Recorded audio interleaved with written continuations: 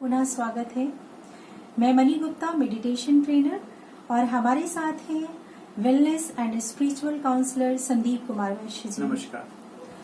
आज हम इस नए एपिसोड में, अंतर्मन के नए एपिसोड में चर्चा करेंगे फोबिया कितनी प्रकार के होते हैं, types of phobia, and meditation के जरिए हम इन फोबिया की जो प्रॉब्लम्स है उसको हम कैसे दूर कर सकते हैं। बिल्कुल जी। बहुत ही अच्छा टॉपिक आपने रखा है कि फोबिया यानी कि एक प्रकार का जो भय है जिसको कि कहते हैं जी। कुछ पॉइंट्स में हम आपको बताएंगे कि कितने प्रकार के होते हैं फोबिया जी।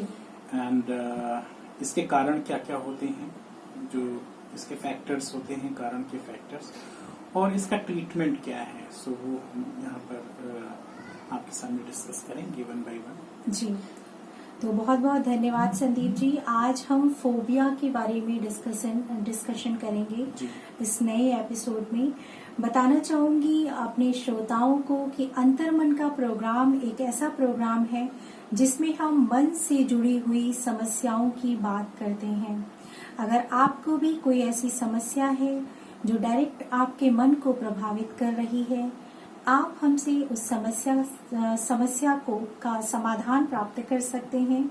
समस्या को ईमेल के जरिए या फिर व्हाट्सएप पे मैसेज करके आप हमसे शेयर कर सकते हैं। नंबर डिस्क्रिप्शन में जो दिया गया है, आप उस नंबर पर हमें संपर्क करें। आज के टॉपिक को हम आगे बढ़ाते हैं। जी हाँ, बिल्कुल। जैसा कि आपने कहा कि फोबिया, फोबिया शब्द ही अपने आप में बहुत ही अब आप कह सकते हैं कि एक ऐसा शब्द है कि जिस फोबिया वर्ड से भी एक प्रकार का भय ऐसा लगता है। जी बिल्कुल। और वास्तव में इसकी जानकारी होना, इसकी अवेयरनेस होना, इसके लिए, इसके बारे में ये बहुत जरूरी है। जी।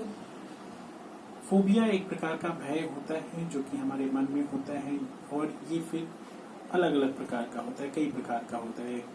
जैसे किसी को ऐसा भी होता है कि अंधेरे में जाने से डर लगता है। जी जी। किसी को हाइट पर होने से ऐसा होता है, भय लगता है कि कोई हाइट पर जाता है, ऊंचाई पर जाता है बहुत अधिक, तो भय लगता है।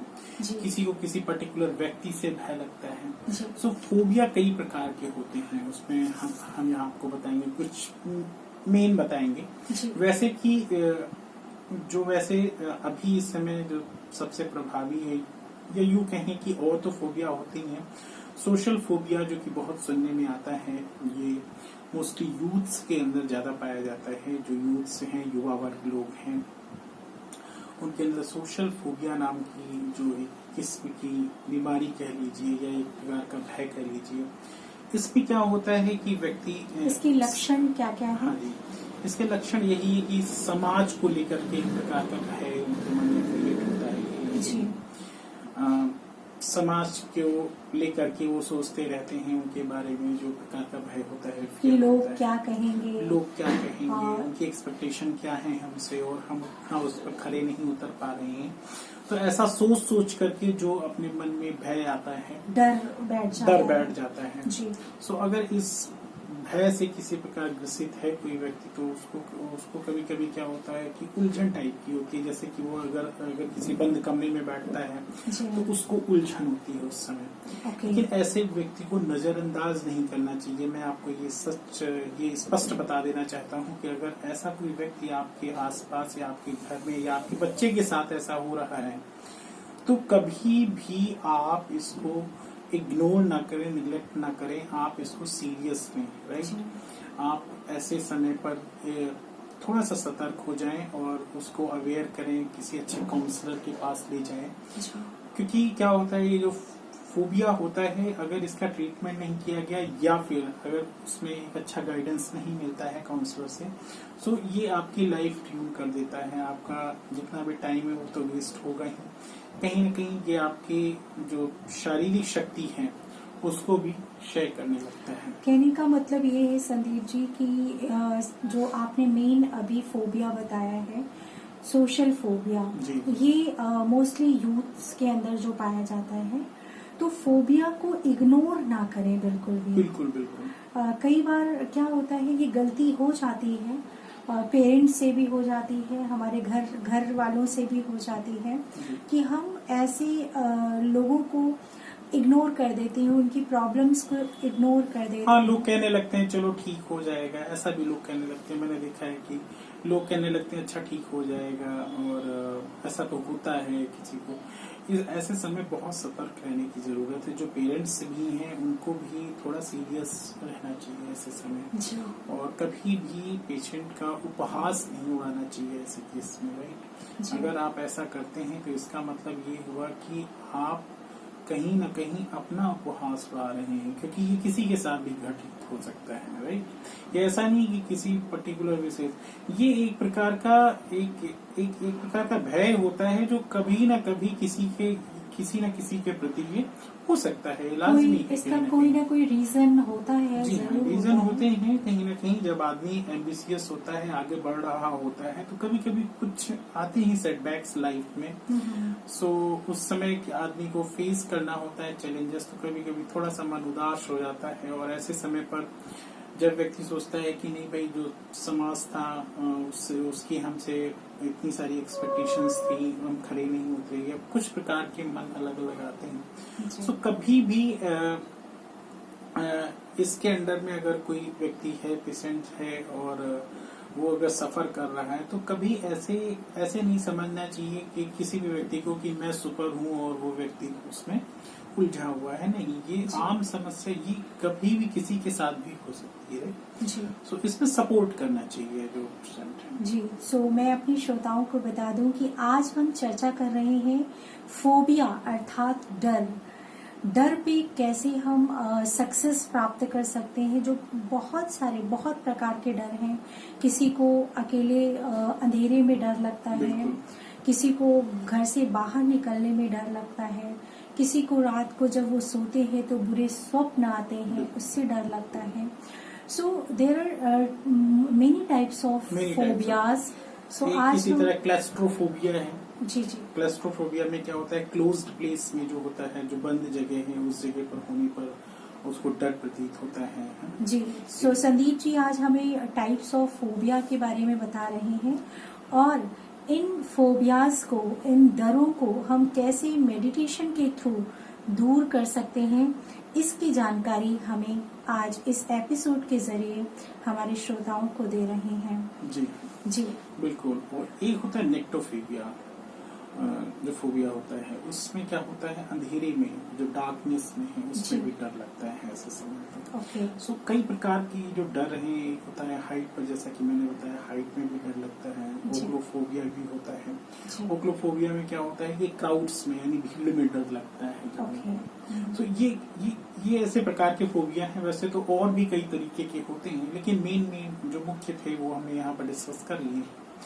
लेकिन मैं समझता हूँ कि अगर आपको भय लगे किसी भी प्रकार का, अगर आपको लगता है कि कुछ ना कुछ भय लग रहा है, आपका सर भारी लग रहा है, कहीं पर भी कुछ आपके अंदर कुछ ऐसा चेंज दिख रहा है, सो आप जरूर काउंसलर से उसकी हेल्प लें। अगर आपकी लाइफ नॉर्मल नहीं लग रही है, आपको लग रहा है कि कुछ तो गड़बड़ हो रहा है हमारे साथ, तो आप सतर्क हो जाएं। और इसमें बहुत ज्यादा हेजिटेशन की जरूरत नहीं है। आप हमारे पास आए, हम आपको बहुत ही अच्छी विधि से एक ऐसी थेरेपी बता देंगे, कुछ ऐसे आइडियाज दे देंगे जिससे कि आप एकदम इजी हो जाएंगे लाइफ में। जी, लाइफ जीना जिंदगी में बहुत आसान हो जाएगा। जी हाँ, आप श्रोताओं, हम जो इस एपिसोड के जरिए आप तक कुछ ऐसी मेडिटेशन की बातें पहुंचाते हैं ताकि आपके जीवन में जो भी प्रॉब्लम्स, जो भी समस्याएं हैं, वो आसानी से आप उनसे निकल पाएं, बाहर निकल पाएं। जैसा कि संदीप जी ने आपको बताया कि अगर आपकी लाइफ में कुछ भी ऐसा लग रहा है कि हाँ कुछ ऊपर नीचे है, नॉर्मल नहीं है, सो आप एक वेलनेस एंड स्पिरिचुअल काउंसलर की हेल्प जरूर लें। हम आपको प्रोवाइड करते हैं स्पिरिचुअल एंड वेलनेस, दोनों प्रकार का ट्रीटमेंट आपको हमारे यहाँ से दिया जाता है। और मेडिटेशन के थ्रू बहुत सारी थेरेपीज जो है उनके थ्रू हम आपको पूरी तरीके से हील करने में मदद करते हैं। सो आप जरूर हमसे संपर्क करें और हमारे दिए गए नंबर पर आप हमें कॉल या मैसेज कर सकते हैं। आज हम चर्चा कर रहे हैं मेडिटेशन के थ्रू हम विभिन्न प्रकार के फोबियाज पर विजय कैसे प्राप्त कर सकते हैं। सो आज हम इस बात को इसकी चर्चा को आगे बढ़ाते हैं। सो ये फोबिया के टाइप्स मैंने आपको बताया कि ये फोबिया थे, जो कई प्रकार के जो फोबियाज आपको बताया कि भीड़ में डर लगना या फिर मतलब अकेलेपन में भी कभी कभी डर लगता है, जिसको हम ऑटोमोनोफोबिया बोला है, अकेले होने का भय। और इस प्रकार से कई प्रकार के भय होते हैं अगर देखा जाए तो। लेकिन अगर आपको जरा सा भी महसूस हो रहा है कि जरूरत है हमें काउंसलर की, सो आप जरूर संपर्क करें। हमारा जो नंबर है यहाँ पर गिवन है। निःशुल्क परामर्श से आपसे कोई भी फी नहीं ली जाएगी, निःशुल्क परामर्श आप ले सकते हैं काउंसलर से। दूसरी बात, अब हम बात करेंगे कि फैक्टर्स क्या क्या होते हैं, कॉजल फैक्टर्स, जो इसके कारण क्या होते हैं। कारण जो फर्स्ट है, देखिए मैं आपको बताऊं, एक करके बताएंगे आपको। कुछ कारण होते हैं कि जैसे कि किसी भी सिचुएशन में बहुत ज्यादा पैनिक हो जाना उस चीज को लेकर के, किसी भी पर्टिकुलर सिचुएशन को लेकर के पैनिक हो जाना। सो ऐसे केस में भी क्या होता है कि हमारा स्ट्रेस बढ़ जाता है। स्ट्रेस बढ़ जाने की वजह से हमें फोबिया का कहीं ना कहीं चांस बन जाता है जी। और दूसरा है कि फियर ऑफ फियर, यानी कि डर का भी डर। अगर ऐसी सिचुएशन आती, कभी कभी कोई ऐसा डर हो रहा होता है जिसको हम लाइफ में जी रहे होते हैं, राइट। वो साथ हमारे चल रहा होता है, हमें पता नहीं चलता है कभी कभी, क्योंकि जिस समाज में हम जी रहे हैं, कभी कभी किसी ऐसे व्यक्ति के पास उठना बैठना करते हैं, किसी ऐसी फैमिली के पास या किसी ऑर्गेनाइजेशन में, तो एक कोई ना कोई डर जो होता है वो डेवलप होता रहता है बहुत ही सूक्ष्म रीत से। उसमें हम बहुत ज्यादा विश्वास करने लगे या फिर हम ये समझने लगे कि हाँ ये डर है तो डर, और उसको भी हम बहुत अच्छे से ब्रिंगअप करते हैं। सो क्या होता है, एक समय आता है कि जब वो डर का भी डर हो जाता है आपको, राइट। वो बहुत भयावह होता है, वो एक फोबिया का कारण बन जाता है। उससे कई प्रकार के डिजीजेस भी आपके शरीर में कहीं ना कहीं डेवलप हो जाती हैं। हालांकि स्टेट वे में जब किसी को बोलो तो लोगों को कहना थोड़ा सा, लोगों को समझना थोड़ा मुश्किल होता है, लेकिन इसको अगर आप जितना जल्दी समझ लें वो आपके लिए बेनिफिशियल होता है। सो इसलिए मैं आपको बार बार सजेस्ट करता हूँ कि आप हमारे जो प्रोग्राम्स हैं वो आप जरूर देखें अवेयरनेस के लिए, क्योंकि इसमें हम कुछ ऐसी चीजें डिस्कस करते हैं जो शायद ही आपको किसी अदर प्रोग्राम्स में मिलेंगी। क्योंकि आपने महसूस किया होगा, ये जो अंतर्मन का प्रोग्राम है इसमें हम मन से जुड़ी हुई चीजों को डिस्कस करते हैं और निस्वार्थ भाव से, कहीं ना कहीं आपके कल्याण की भावना से और लोक कल्याण की भावना से ये कार्यक्रम प्रसारित किया जाता है। सो मैं अभी फोबिया पर बात कर रहा था कि डर का भी डर जब हो जाता है तो ये एक कारण बन जाता है आपको कहीं ना कहीं बहुत ज्यादा, आप उस समय तनाव में आ जाते हैं, राइट। तीसरा कारण हो जाता है कि transfer from any person, right. किसी व्यक्ति से ट्रांसफर हो जाना वो डर, किसी व्यक्ति से, जैसे कोई भी व्यक्ति आपके सराउंड ऐसा है जो आपको बार बार कहीं ना कहीं पिंच कर रहा है या कहीं ना कहीं उसने कुछ ऐसा प्रेशर बना के रखा है, कुछ ऐसा प्रेशर बना करके रखा हुआ है, तो जिससे क्या होता है वो भय कहीं ना कहीं आ जाता है, तो पर्टिकुलर व्यक्ति से आपका भय आ जाता है। चौथा है कि आपका ट्रांसफर हो जाता है। इसके पहले भी मैंने ट्रांसफर का केस बताने की कोशिश की थी, लेकिन एक उसमें एक काइंड ये भी है कि कहीं ना कहीं व्यक्ति का भय। दूसरा ये है कि एक व्यक्ति से दूसरे व्यक्ति में ट्रांसफर हो जाता है। मीन्स फैमिली का जेनेटिक की बात कर रहे हैं। जेनेटिक की बात नहीं, ये है कि जैसे कोई घटना किसी एक व्यक्ति के साथ हुई है, अच्छा, और वो क्या होता है कि वो अगर वो सोच ले कहीं ना कहीं या उसके बारे में उसने कुछ ऐसा डिस्क्राइब कर दिया कि ऐसा हुआ था वैसा, सो कहीं ना कहीं अगर ट्रांसफर हो जाता है तो ऐसे केस में भी फोबिया होने के चांसेस बढ़ जाते हैं। सो ये कुछ कारण थे, हमने आपको बताया कि सीवियर स्ट्रेस भी जो होता है वो भी कारण बन जाता है सो स्ट्रेस जो तनाव होता है बहुत ज्यादा, अगर बहुत हाई लेवल पर हो जाता है, तनाव की भी कई बार बैकग्राउंड में अगर हम देखते हैं तो कोई ना कोई डर होता है, कोई ना कोई डर होता है जी। तभी हम वो डिप्रेशन की अवस्था में हम जाना स्टार्ट हो जाते हैं, कहीं ना कहीं भय होता है बैकग्राउंड में। तो इससे निकला कैसे जाए? क्या कोई ऐसा तरीका है जिससे हम बहुत आसानी से हम इससे निकल सकते हैं? बिल्कुल आपने सही कहा। और अभी तक जैसा कि हमने आपको बताया कि कारण क्या है जी, ठीक है कि, और इसके टाइप्स क्या है। अब हम भय पर बात करेंगे कि ये जो भय है उसको निवारण कैसे करें, ट्रीटमेंट पर बात करेंगे। तो ये जो सबसे फर्स्ट ट्रीटमेंट जो कि हमने बताया आपको कि अगर आप सेल्फ टॉक अच्छा करते हैं या कहीं ना कहीं एक आप अगर काउंसलर से बात कर लेते हैं जी, एक अच्छी काउंसलर से अगर आपकी मुलाकात हो जाती है तो मैं समझता हूँ कि वो आपका लक है।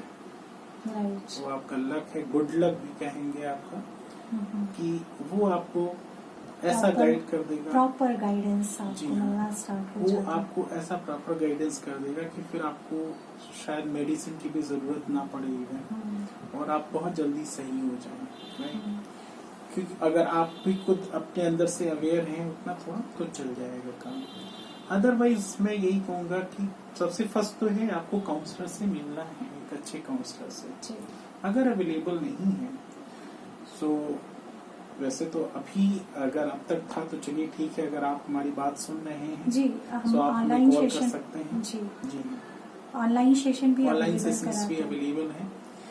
दूसरा ये है कि अगर आप ध्यान कर रहे हैं या मेडिटेशन, कोई अगर आपको मेडिटेशन टेक्निक अगर आपने कर रखी है कोई, हालांकि एक स्टैंडर्ड मेडिटेशन टेक्निक ही ऐसे समय काम आती है, क्योंकि अगर आप कोई वैसी टेक्निक अपनाने लगे जो शायद स्टैंडर्ड नहीं है या फिर आपके लिए फिट नहीं है, क्योंकि मेडिटेशन कई टाइप्स के होते हैं जो कि हम अवेयर करते हैं आपको उसके बारे में।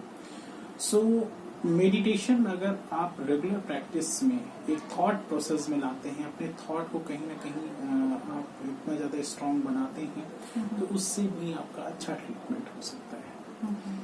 तीसरा ये होता है face the challenges face to face, यानी कि जो चैलेंज आया है, जो फियर है आपके दिमाग में, उससे फेस टू फेस हो, उससे डरने की जरूरत नहीं है। आपको कहीं ना कहीं फेस टू फेस होना पड़ेगा। जब तक आप फेस टू फेस नहीं होंगे तो कभी कभी क्या होता है कि हम और रास्ते ढूंढते हैं, लेकिन जो रियल जो हमारे सामने फियर है उसको अगर हम फेस नहीं करते हैं तो आगे के लिए भी सिचुएशन और वर्स्ट होती है जी। लेकिन फेस टू फेस तो हम तभी होंगे जब इंटरनली हम थोड़े से स्ट्रांग हो जाएंगे। बिल्कुल, ये इंटरनली स्ट्रांग होना चाहिए।